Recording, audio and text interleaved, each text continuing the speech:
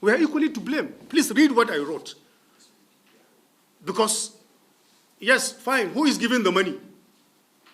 We've talked about monetization of the electoral process, isn't it? Who is giving the money? It is the politicians.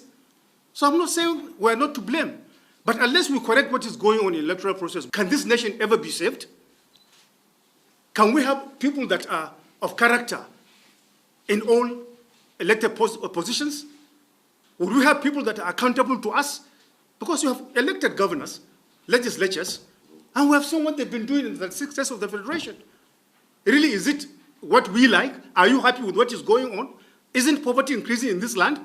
Are we really using our resources for the betterment of the Nigerian population? The answer is no, because it's not the good people that are being elected into office. You know it. I know it. And collectively, we can. First of all, you have to admit you have a problem before you can solve Ebola. I am admitting that we have a problem. I'm saying we're equally part of the problem. I didn't deny that the politicians are equally to blame, because if I say paying for elections, who is paying for the elections? It is the politicians that are paying for the elections. I'm asking us to stop that as well. Reducing cost of governance. You see,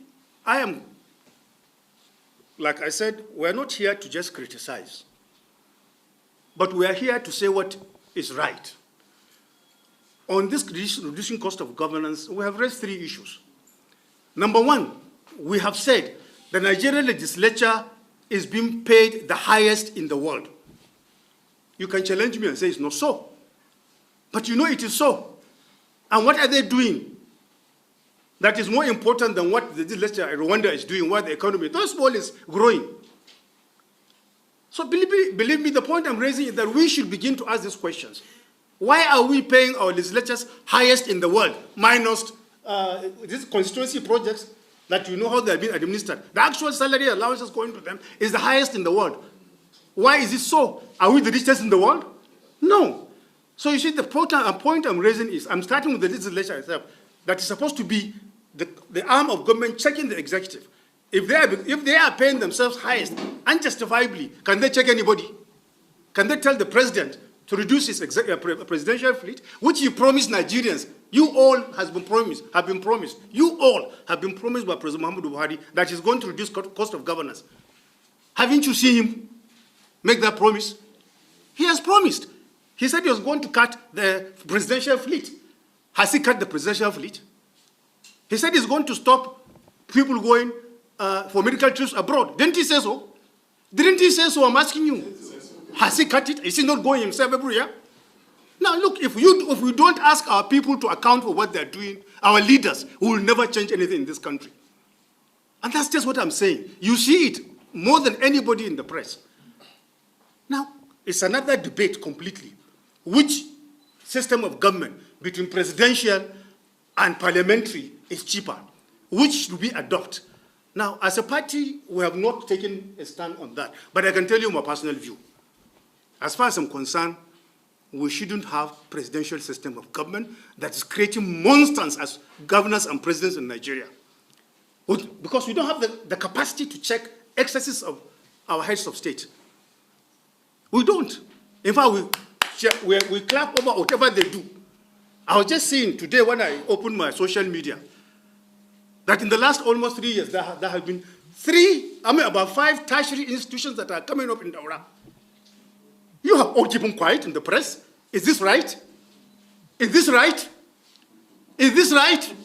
But you are keeping quiet. Everybody is keeping quiet. We're not holding up our governments to account for what they do. Now, for me, definitely, in terms of accountability, the parliamentary system of government has better accountability than presidential system of government. Once you elect a governor, executive, they call themselves, I don't know under which constitution. You are the lawyer, Professor Ali. Executive governor. They're just ordinary governors. Just because they want to assume unnecessary powers. They behave like emperors, doing what they want to do. The legislature, they make sure that people who don't know what they're doing fill the legislature in most of the houses. And they're not held to account for what is happening. But in parliamentary system of government, you go and debate as the chief minister or the prime minister or the governor. You go and debate and sell your ideas to your peers. And once they pass a vote of no confidence on you, you go. There's better accountability. It's a cheaper system of government than presidential, which we copied from America without having the institutional framework to support the checks and balances that are needed in presidential system of government. So these are my personal views.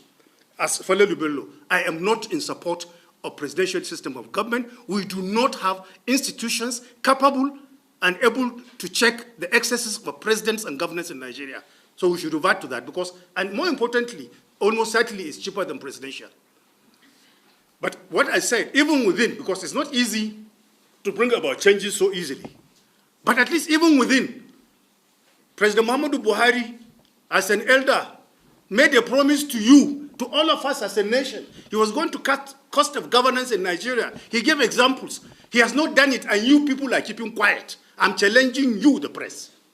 You are keeping quiet. You didn't force him to make those promises, did you?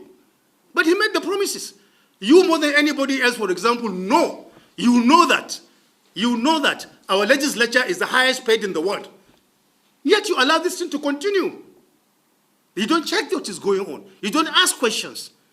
So honestly speaking, this is what I'm saying. Within the context of the presidential system of government that we're practicing, we, the citizens, can check what is going on. This nation belongs to all of us Nigerians. I'm not more Nigerian than you are. President Buhari is not more Nigerian than I am. And we have a right to ask questions. But if we don't, we allow what is going on. People, the contempt going on governing us to reign. And that's exactly what is going on. So my argument really is that within the system of presidential system of government, and within what President Muhammadu Buhari has promised us as a nation, he promised us, he said, the subsidy, the petroleum subsidy is a fraud. Didn't you hear him say so? It's 4.5 years since he came to power. Has he checked that fraud? In fact, the fraud is increasing because the amount of money being spent on subsidy is on the increase. Have you called him to account for that? Have you asked him why haven't you reduced the fraud? You have to, you're keeping quiet. This is what I'm saying. That's the essence of coming together to rob minds. We don't know more than you do. In fact, you have more right to ask questions than we do. But we are all keeping quiet. You are keeping quiet. We are keeping quiet. We are saying now we are not going to keep quiet again. And we're asking you to join us in asking these questions fundamentally. Imperialism that I talked about in neighboring countries. I said the imperialism we have today is not where we are colonized. Nigeria is no longer a colony of Great Britain, is it? No, but we are slaves of the Bretton Woods evil sisters, World Bank and IMF. I repeat, we are slaves of the Bretton Woods evil sisters, World Bank and IMF. They control what we do. All these policies that are working, that are being bandied around every day, no subsidy in agriculture.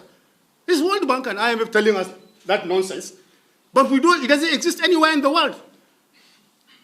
American government subsidizes agriculture to the extent of $1 billion a day. A day. Is Nigerian government subsidizing agriculture? No, because World Bank and IMF say we shouldn't do it. Now I'm saying that imperialism going on now is through these institutions. And there are liberal policies that are being poised on us. You have a lot of our educated people, economists, speaking through their noses, telling us rubbish about how this country should be run. That is what you should fight against. Because nobody should come and tell Nigerian government not to subsidize agriculture, if it is subsidizing agriculture in their own homelands. And that's exactly what is going on.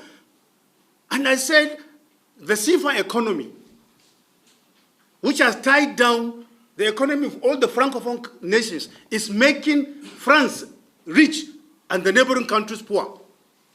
Maybe you didn't hear what I said. That's what I said. I didn't talk about closing border.